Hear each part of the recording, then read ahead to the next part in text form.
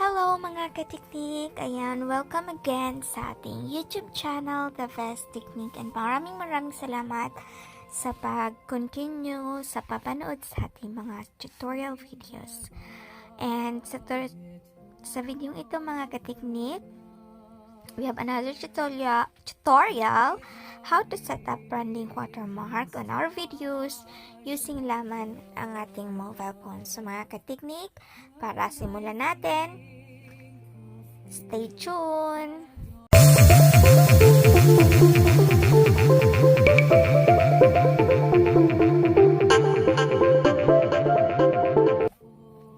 So yan mga ka-technique, how to set up branding watermark on your videos. Yung makikita natin yung watermark sa dulo or sa right side ng ating video sa dulo na pwede natin siyang i-click.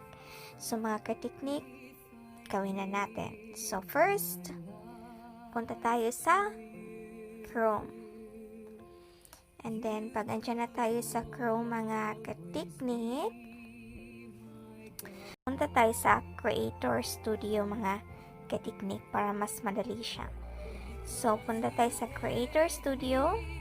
Punta tayo sa ating, of course, desktop natin. So, naka-desktop na ang ating mga mobile phone. So, punta tayo sa ating icon. YouTube icon. And,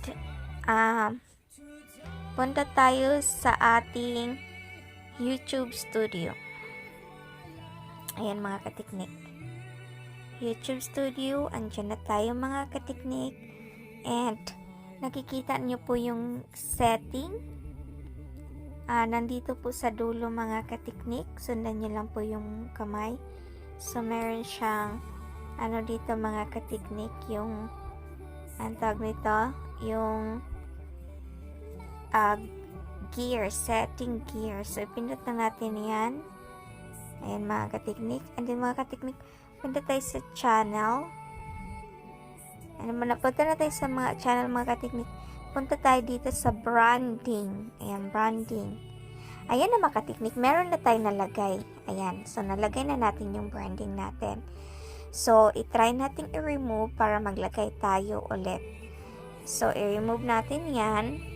Ayan, so wala na siya mga katiknik. So, kung wala pang branding ang mga YouTube natin, mga videos, so ganito siya mga katiknik. So, pindutin lang natin yung nakalagay dyan mga katiknik, choose image. Ayan, so pindutin natin yung choose image. Pupunta tayo sa ating gallery. So, pipili tayo kung anong gusto natin branding watermarks. Of course, ang ating YouTube icon. So, select lang natin, done. So, try natin kung andyan na siya. So, mali siya mga katiknik, kaya ang sabi dito, incorrect image aspect ratio. Select a square. So, mas malaki yung natin mga katiknik. Malaki yung picture natin. So, choose tayo ulit. Ayan. Choose. Asan naman yung maliit natin dito? Meron ako maliit. Ito mga katiknik. Ito yung pipiliin natin. Shout out sa aking mukha. Ayan po ako. Yan po si dVezTechNiek. Ayan po. Shout out sa ating mga mukha dyan. So, done.